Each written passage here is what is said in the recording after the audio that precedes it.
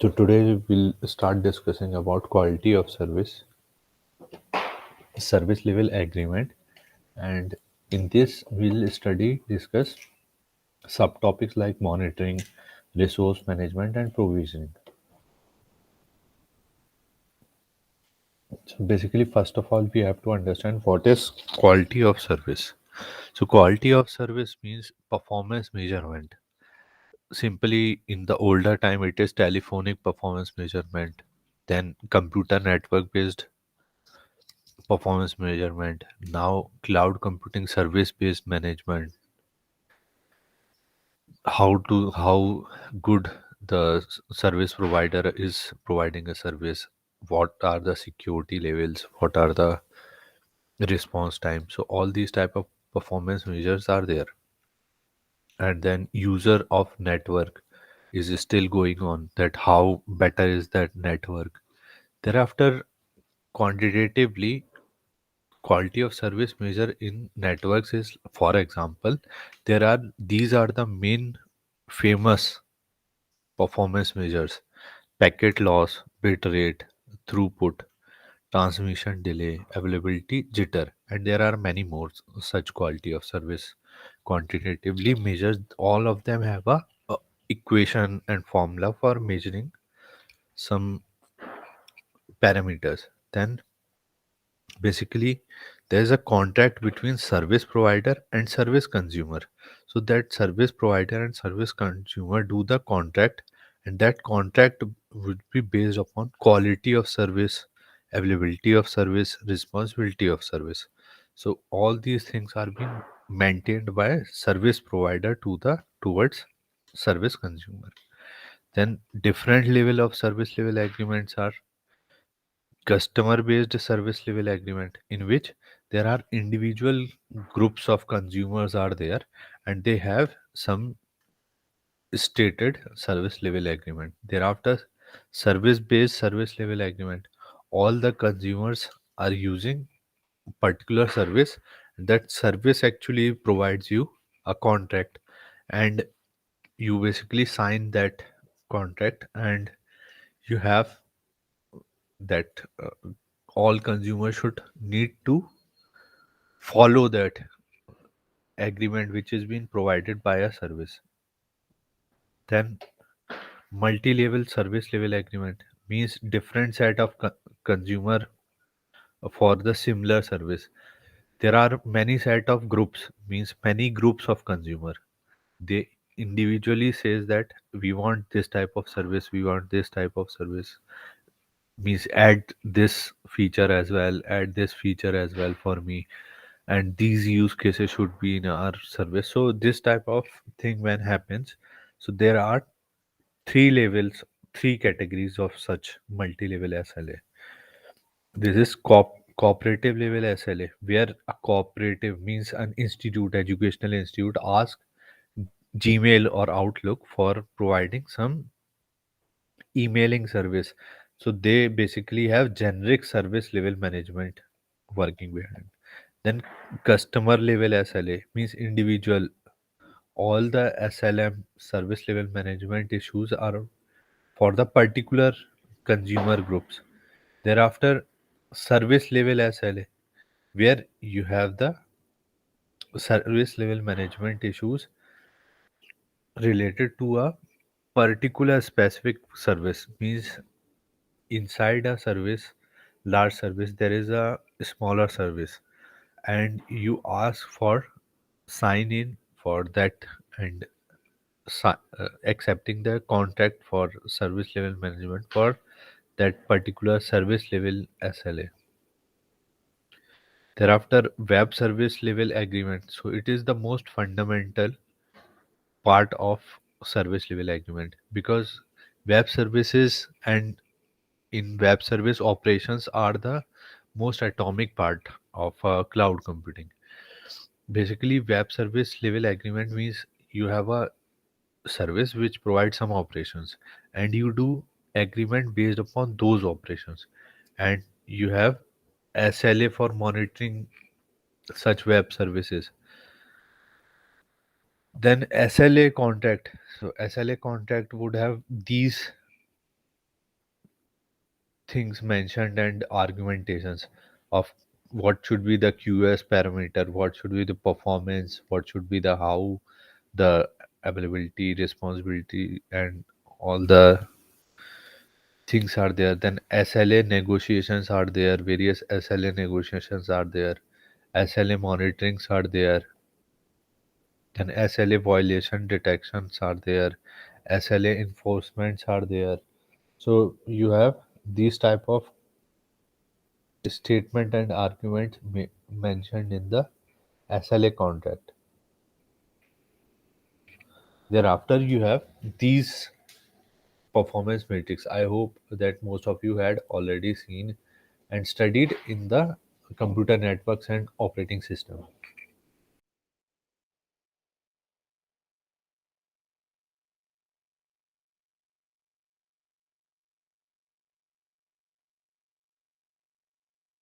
So all of them have a formula for them, like turnaround time have formula for that, turn total resolve time have formula for itself. So you should study the formula in detail if you want. Mean time to recover has formula and equation. Uptime, networking uptime could be there. Power uptime could be there. So what should be the completion time for a particular task? What should be the time to resolve for a particular uh, problem that have happened to the failure that had happened to the service? So total time to resolve. What is mean time to recover when service failed, and then after some time that service itself started, or some repairing has been done and then it has started. So that is mean time to recover. What should be the average time, you can say, for recovery of a failure in a service? Then uptime, what should be the network uptime, means how much time it will take to get to the network and how much time it will take to start the power.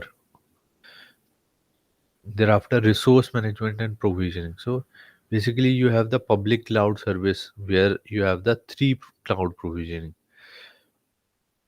consumers self provisioning, advanced provisioning, dynamic provisioning, and provisioning and orchestration. So we'll discuss three type of cloud provisioning in basically public cloud. In first one, consumer based self provisioning is you should go for a contract and pay as you go model, and you directly contact the provider and you ask for that particular service, that these are the contracts.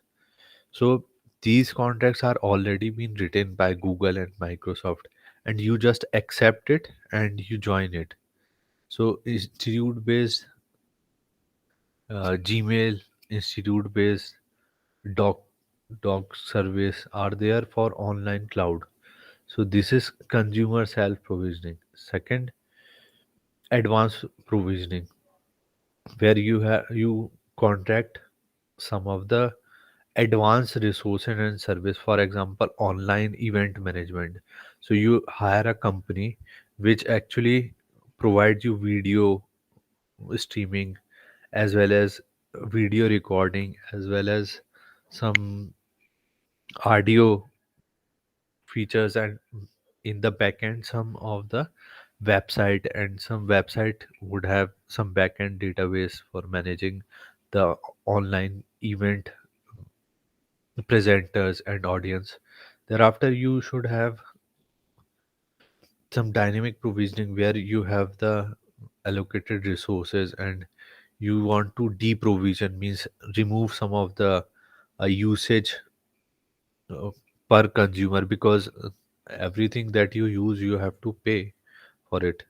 And you, when the resource is not in use, you actually do the deprovisioning, removal of that service. Then you allocate some resource for that new resource for the consumer. So this type of dynamic provisioning contracts are there where the consumer pay as per the usage. Thereafter, provisioning and orchestration. So you create, modify, delete some resources where you have some new resources, modify some older resources, and then delete some resources. And you basically do the orchestration, means platform as a service, software as a service, and infrastructure as a service workflow management for the overload working. So this type of contract you basically do for the provisioning and orchestration. Then elastic, what is difference between elastic and resource provisioning? So basically elastic and resource provisioning are hand in hand things.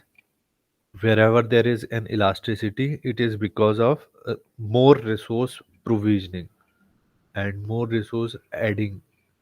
Elasticity means whether you'll able to add resource or delete resource automatically or by some manager administrator, and you do the elasticity of that cloud where you have some adding up of provisioning, so that is called provisioning, and removing of some resources, that is called deprovisioning. Then for elasticity you avoid basically over provisioning. So two things you don't want, and two things in elasticity that are negative. First is over provisioning and second is under provisioning. When over provisioning, some allocating more resources than it is required, means you had given more resources, more number of resources, and you basically your payment is basically useless for the resources. So these type of resources should be removed and over provisioning should be avoided. Then second type is under provisioning, means you have been allocated fewer resources than it is required, means only only there is requirement of 5 resources but you had allocated 3 resources and 2 resources are short, so the process is taking time to complete. Then this is called poor service performance. This will result in poor service performance, low reachability, and slow response time.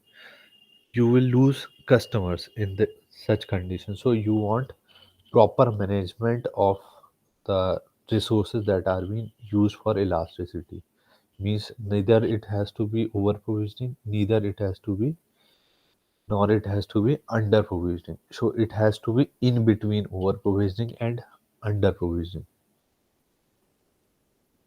Then monitoring.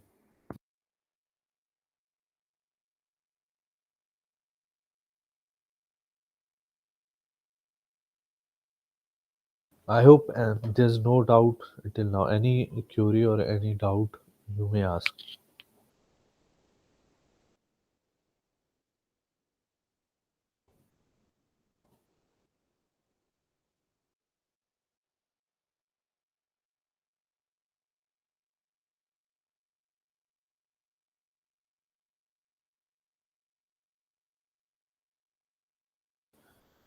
So monitoring basically have REST and SOAP APIs.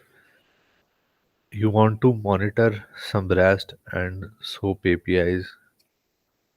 Then you have monitoring microservice and API that affect internal applications. You want to monitor some of the very small, minute services and minute APIs that actually affect some internal applications and declare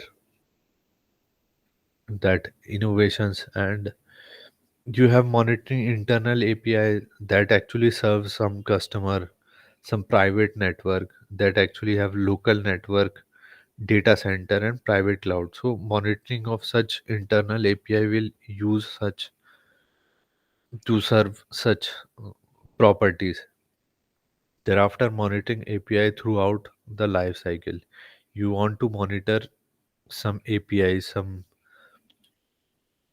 some services for their life cycle, means to detect whether they are working properly or not, to fix some of the bugs that have some issues earlier on, and then you are aiding for to continuous development. You want to keep up improving such API or a service. Then you want to deploy that new features to the service, and then you want to monitor that deployment. Then IT operations are there for monitoring purpose. So these are the monitoring things in the cloud services. I hope all these things are being clear, that what you monitor in the API, like customer, private network, local network, data center, you monitor private cloud, you monitor detecting of bugs and fixing of bugs.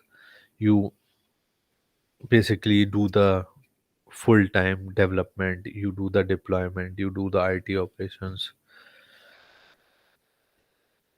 Then this is type of tool that is being used for monitoring the service level agreement or quality of service, where you keep on monitoring what are the service and the quality of service.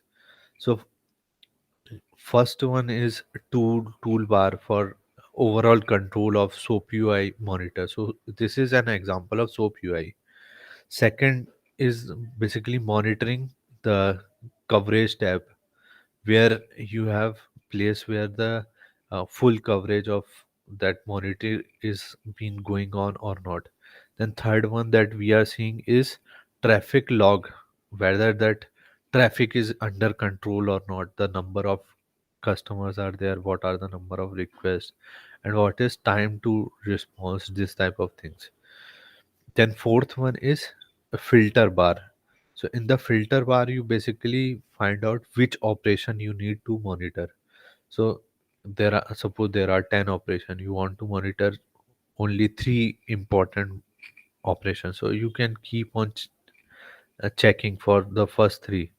And here in this case, all operations are being monitored, all four operations. So next, traffic log, which says you that there is how the time taken for response queue size, and what are the number of responses.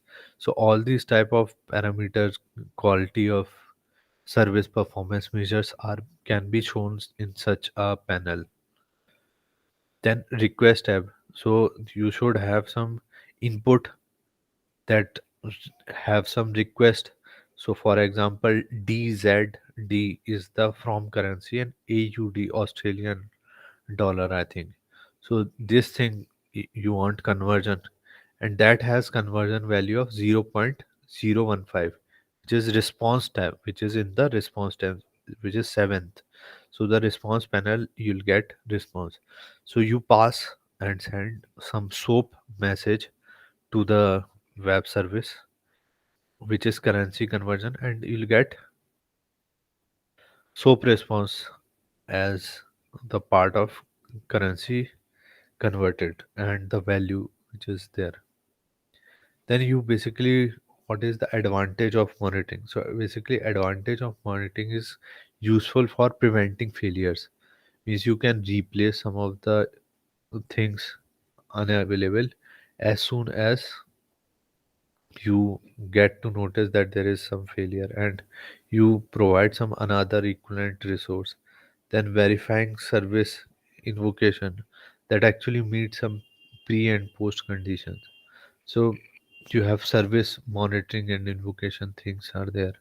Then some triggering of recovering some actions when needed.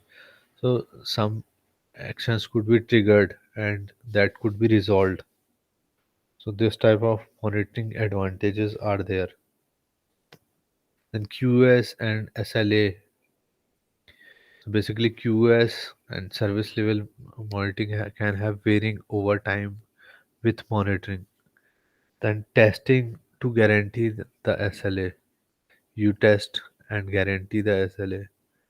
Different stakeholders have to test individual service and service centric systems to ensure some and verify some SLA, service level agreement.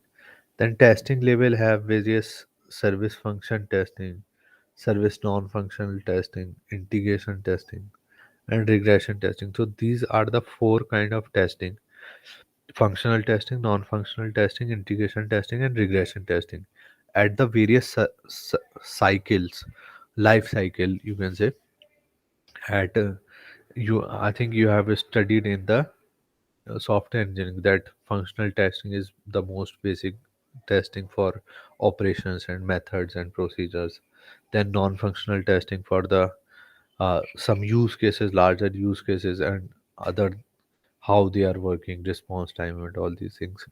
And integration, when the two three components are being integrated, you want to test how they are responding.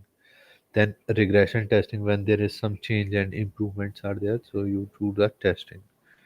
So the different stakeholders have some tests for the individual service and service centric system to ensure and verify service level agreement.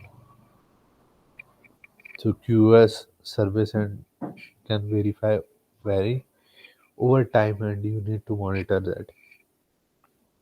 So you have service interoperability, which is an open industry standard which actually promote interoperability across platform, operating system, and programming language. So basically, you monitor some of the industry, some of the industrial organization standard that. So WSI, basically Web Service Interoperability, actually help you monitor protocol that how the interoperable exchange of message between web service takes place. So how the exchanges between some web services are taking place. Then next, you have QoS and SLA, service maintenance. There are various scopes, quality, and responsibilities are there for of a service provider that service consumer need to maintain. Thereafter, you maintain the QoS, quality of service provider, monitoring their web service continuously. These type of things are there. You maintain some quality of service. Then change analysis basically enables regression testing of web service to manage the quality of service, and which in turn help you to enforce the service level agreement. So this type of change analysis can actually help you do the regression testing and quality of service maintenance. That actually helps further SLA requirement. You have basically two type of change analysis: intra-operational change analysis and inter-operational change analysis, on which based upon that you can do regression testing, and that regression testing could help further QoS monitoring and SLAs fulfillment. Then reduction in the effort of regression testing can actually lead for the reduction in the effort for monitoring and maintaining QoS. So when you reduce the effort required for regression testing, you can reduce the effort required for monitoring and QoS management. Thus, it lowers the effort required for guaranteeing some SLA. So the less amount of effort is required for service level agreement management and guaranteeing that. So the construct some of the composite service while keeping satisfactory QS. This all help in construction of composite service while you keep on maintaining the satisfactory QS. Thereafter, service provider may often update some and enhance some service for the new requirement, which actually cause some SLA violation, and some incorrect change lead to incorrect behavior. So you need to do the service maintenance in such a condition, and for the such upgradation of new features, new requirements to the service provider, You keep on maintaining the SLA, and SLA should not be violated. And this all leads to quality of service monitoring and required to check and reestablish specific QoS that actually describes the service level agreement. Thereafter, the reduced cloud and web service maintenance effort actually do the further reduction in the effort to guarantee some QoS found in SLA. So you basically reduce the maintenance effort of web service and cloud for further reduction in the effort to guarantee quality of service. Thereafter, regression testing goals is to maintain QoS and SLA, and you actually reduce some that could be done with reduction in regression test suite, and that can save some effort and thus reduce the cost. So regression testing basically have goal to maintain QoS and SLA, and how they could be done. They could be done by reduction in the number of test cases in the regression test suite, and this will all reduce effort and that reduce the cost. So these are the references, basically research paper that I took, and these are the reference links, web links that I took. I hope thanks, and finish of the third part. So meet you in the next fourth part. Thanks.